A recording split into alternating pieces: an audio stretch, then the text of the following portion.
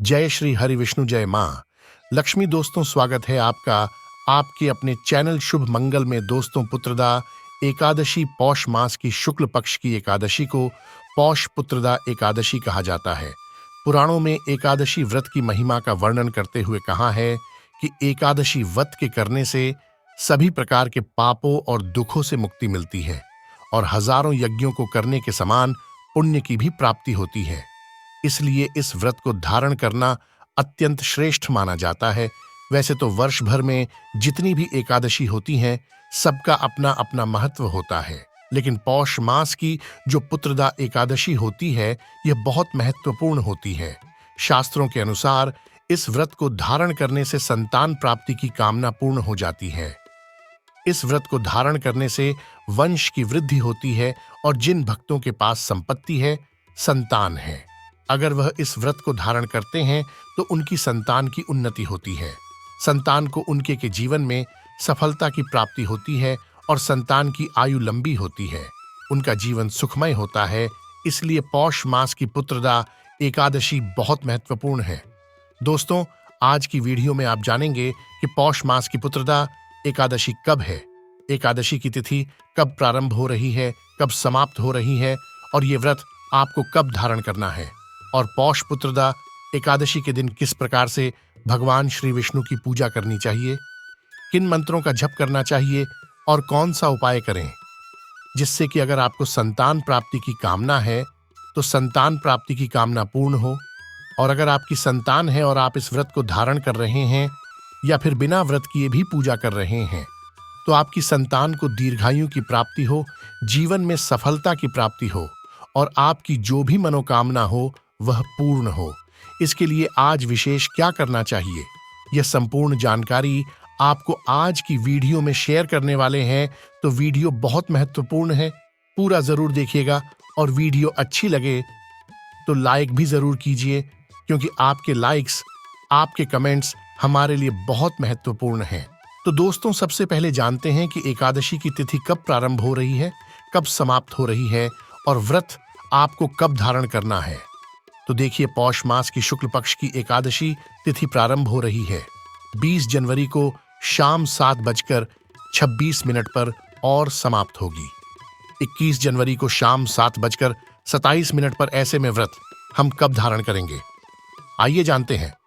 दोस्तों, पौष पुत्रदा एकादशी का व्रत रखा जाएगा 21 जनवरी 2024 को। इस दिन सूर्योदय काल का समय रहेगा सुबह 7:07 पर और सूर्यास्त का समय रहेगा शाम को 6:01 पर। 21 जनवरी को अभिजित मुहूर्त का समय रहेगा 12:16 से दोपहर में 1 बजे तक, और एकादशी के दिन ब्रह्म मुहूर्त में स्नान करना चाहिए तो ब्रह्म मुहूर्त का समय रहेगा सुबह 5 बजे से सुबह 6 बजे तक। 21 जनवरी को राहुकाल का समय रहेगा शाम को 4:41 से शाम को 6 बजे तक। अब बात करें कि पौष पुत्रदा एकादशी व्रत का पारण आपको कब करना है, तो देखिए, एकादशी व्रत का पारण किया जाता है द्वादशी तिथि में और द्वादशी तिथि प्रारंभ हो रही है 21 जनवरी को शाम को 7 बजे और समाप्त होगी 22 जनवरी को शाम को 7:05 पर। तो पारण हमें 22 जनवरी को करना है। 22 जनवरी को पारण का शुभ मुहूर्त रहेगा सुबह 7 बजे से सुबह 9:30 तक, और यह दिन बहुत महत्वपूर्ण है जैसा कि आप सभी जानते हैं। 22 जनवरी को भगवान श्री राम लला के मंदिर की प्राण प्रतिष्ठा होगी, तो यह दिन अत्यंत श्रेष्ठ है। और जो भक्त एकादशी का व्रत धारण करेंगे, दशमी तिथि के नियम का पालन आपको 20 जनवरी को करना है। 21 को आप व्रत रखते हैं और 22 जनवरी को व्रत का पारण करेंगे।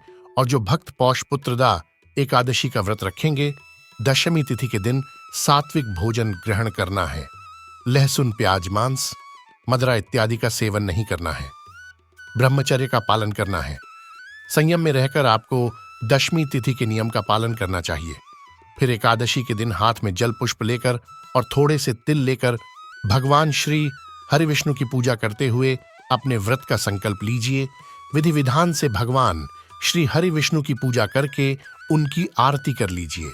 शाम को तुलसी में दीप दान करना चाहिए और संध्या काल में विधि विधान से फिर से भगवान श्री हरि विष्णु की पूजा करनी चाहिए। फिर अगले दिन द्वादशी तिथि पर किसी जरूरतमंद को या फिर किसी ब्राह्मण को घर बुलाकर भोजन कराकर या फिर दान दक्षिणा देकर अपने व्रत का पारण करना चाहिए। जिन भक्तों को संतान प्राप्ति की कामना है उन्हें आज के दिन विशेष रूप से भगवान श्री हरि विष्णु की और मां लक्ष्मी की विधि विधान से पूजा करनी चाहिए और संतान गोपाल का मंत्र जप कर भगवान से प्रार्थना कीजिए कि आपको भी भगवान कृष्ण के समान ही उत्तम और योग्य संतान की प्राप्ति हो, तो निश्चय ही भगवान श्री कृष्ण की कृपा से आपकी संतान प्राप्ति की कामना पूर्ण होती है। या फिर अगर आपके पास संतान है और भगवान की पूजा आराधना कर रहे हैं तो अपनी संतान की उन्नति के लिए, उनकी सफलता के लिए भगवान श्री विष्णु की पूजा कीजिए। आज के दिन भगवान को पीले वस्त्र, पीले पुष्प अर्पित करके अपने मन की कामना कहने से निश्चित ही आपकी कामना पूर्ण होती है। वही इस दिन आपको पुत्रदा एकादशी की व्रत कथा भी सुननी चाहिए, जिसको सुनने मात्र से आपके सभी कार्य पूर्ण हो जाएंगे और आपकी सारी मनोकामना पूर्ण हो जाएगी। तो आइए आपको सुनाते हैं पुत्रदा एकादशी की व्रत कथा। श्री कृष्ण के चरणों में अर्जुन ने प्रणाम कर श्रद्धापूर्वक प्रार्थना की, हे मधुसूदन, अब आप पौष माह के शुक्ल पक्ष की एकादशी के माहात्म्य को बताने की कृपा करें।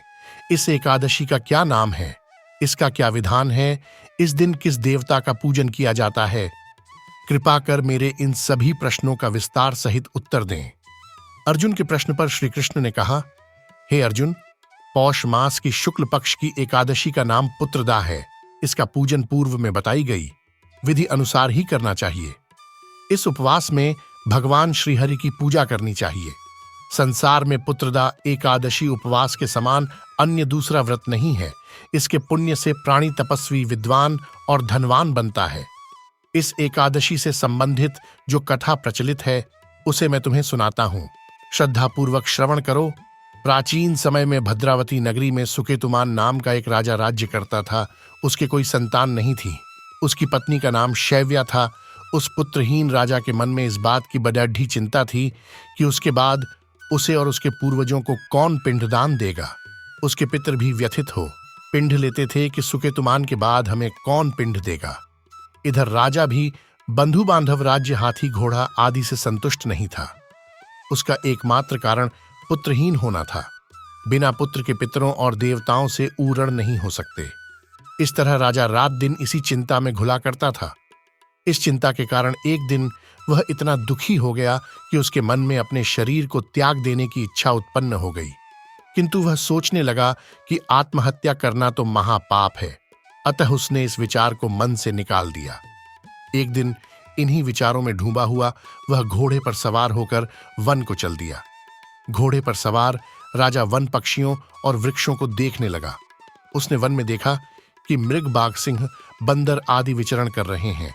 हाथी शिशुओं और हथिनियों के बीच में विचर रहा है।